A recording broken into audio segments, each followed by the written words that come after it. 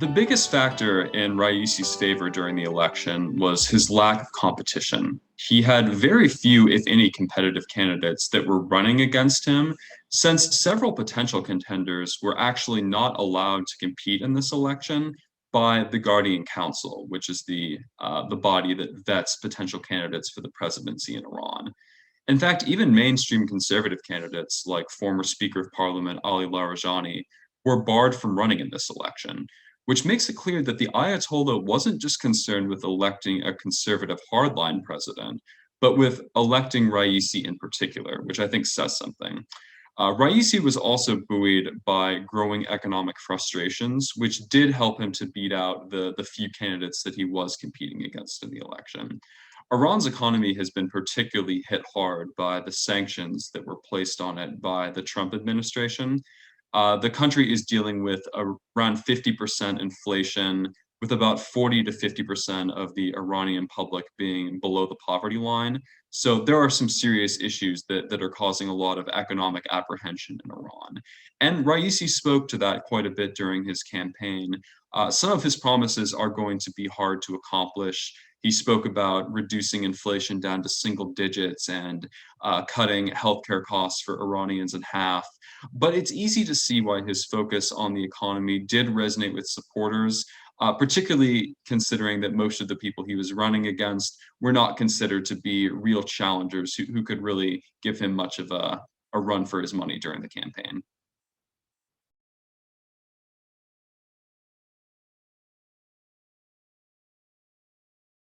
So the biggest takeaway from this election has to do with the exceptionally low voter turnout.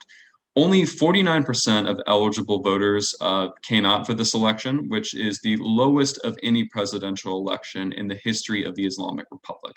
And the low voter turnout speaks to the growing frustration that many Iranians have with their country's political system. And to a certain extent, I think that that frustration includes the supreme leader and even the Revolutionary Guard.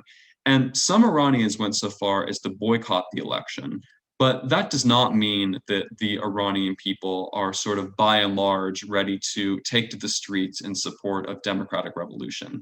In fact, there was no green movement in response to Raisi's election, the way that there was after Ahmadinejad got reelected in 2009.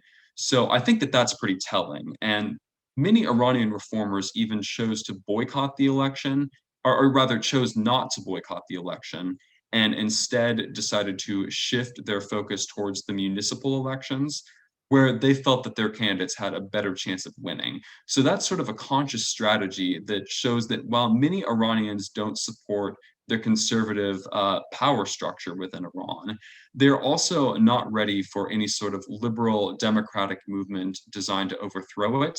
So I would be skeptical of the American observers that are sort of expecting that this boycott movement will eventually transition into something broader. Still, there are very serious questions about how much of the public views Raisi as a legitimately elected president. And that lack of legitimacy could speed up the rate at which his support could start to erode if some of these bigger structural concerns, like the ailing economy, like Iran's handling of the coronavirus pandemic, continue to plague Iran into the early months of Raisi's tenure. So once he takes power, Raisi will need to act to clearly address this legitimacy gap and work to expand his base of popular support. Now, the election of Raisi does present an interesting snapshot of the Ayatollah's current base of power within the Iranian political structure. So the Ayatollah has enough power to ensure that his preferred candidate is going to win a presidential election, but he does not have enough power to make sure that happens without very transparently clearing the field of any potential legitimate rivals in such a way that it basically strips away all of the trappings of democracy that Iran may have had in some of its previous elections. So the mere fact that a candidate is viewed as the Ayatollah's preferred choice is insufficient to ensure his election without a lot of additional actions being taken to basically clear the field for him. And that has not always been the case in Iran, and it is particularly worth noting and worth observing to see whether the Ayatollah has to be this blatant about sort of making the election go the way he wants in future presidential competitions.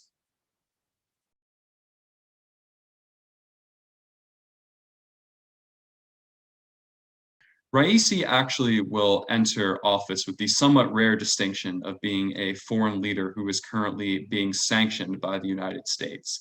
The US imposed sanctions on him back in 2019 for his role in previous years in mass executions and the torture of political prisoners.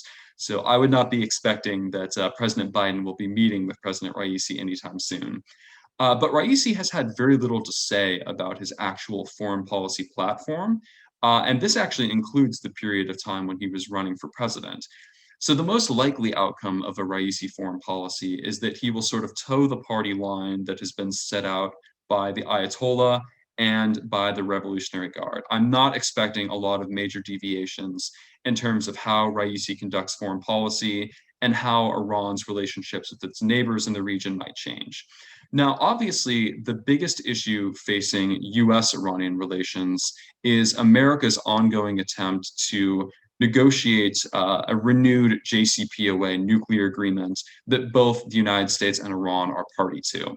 And I will say I am more encouraged now than I was a few months ago that this is still something that could progress positively with Raisi in power. I think it's an encouraging sign that he's already created a committee to ensure that any new agreement that is reached by the negotiators who are working on this in Vienna is in line with the terms of the original JCPOA. And I do think that Raisi is willing to negotiate on this issue. Probably the biggest factor in favor of negotiations continuing would be that the supreme leader wants them to happen. Iran, as I mentioned, is desperate to have economic sanctions removed, and they view the JCPOA as one of the best vehicles to make that happen. And while there's still a lot to negotiate and iron out, for example, Iran is currently trying to get the United States to make some guarantees, some agreements that they won't be able to roll back the JCPOA under future presidencies, the same way that Donald Trump was able to sort of remove America very abruptly from the agreement when he took office. But still, regardless of how these negotiations continue, I think it's in Iran's best interest to negotiate with the United States, even with the President Raisi, insofar as doing so will bring sanctions relief. Now, there's an argument to be made that Raisi might actually be in a better position than the current President Rouhani to meet America halfway on some of these existing sticking points. Rouhani was pretty heavily criticized by a lot of conservative elements in Iran for being left holding the bag after America withdrew from the JCPOA, which forced him to adopt more of a hardline stance in carrying out those renewed negotiations to appease his domestic audience. Whereas Raisi, on the other hand, has enough credibility with the conservatives and the hardliners that I think they would be more willing to accept a deal that he brings them, particularly since they know it would be something that the Ayatollah would be in favor of. And that's why you see a lot of Western observers making the Nixon goes to China comparisons. The thinking being that just as it took the decidedly Republican President Richard Nixon to convince Republicans in Congress to allow America to have diplomatic relations with China, so too might it require an equally conservative, hardline President Raisi in Iran to get those same conservative elements within his country to accept any deal that is reached in terms of the nuclear agreement. Now, there's also a chance that an agreement could actually be reached before Raisi takes power in August. And this is a theory that works particularly well if you believe, as I do, that it's the Ayatollah who's really sort of calling the shots on Iranian foreign policy. So reaching an agreement before Raisi comes into power would ensure that the outgoing presidency is the one that is assigned the blame by any nationalist critics for any sort of capitulations that Iran has to make in relenting to some of America's demands, while also positioning Raisi to take the credit for the inevitable economic recovery that would happen once Iran's economy is no longer under these very strong American sanctions. So if you believe that Raisi is really the Ayatollah's preferred successor once he is no longer holding the supreme leader position, which I think many experts believe to be the case, then there is a case to be made that it's in the Ayatollah's interest to do it this way, to have Raisi be the person who does not sign off on the deal, but rather gets to reap the benefits of the deal in order to ensure that he sort of has a baseline level of popular support in the Iranian public, such that they are more willing to accept and digest him eventually being the Ayatollah's successor.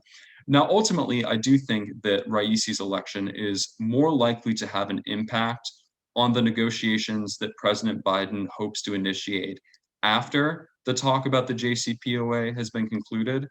And it's more likely that it will have an impact on those than the actual conversations about the JCPOA itself.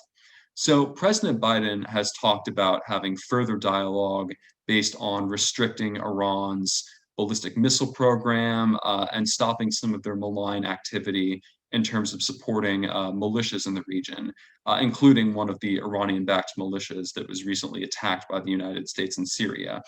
But I think getting Iran to back down on these issues is going to be a pretty tough sell with a President Raisi. He's been pretty explicit that he thinks negotiations about Iran's ballistic missile program and support for regional militias are basically a non-starter. And I don't think it's very likely that Iran will be willing to let foreign powers, foreign interests dictate their policy on those issues on any level. So I would not expect a lot of robust negotiations to happen on those particular issues once Raisi comes into power.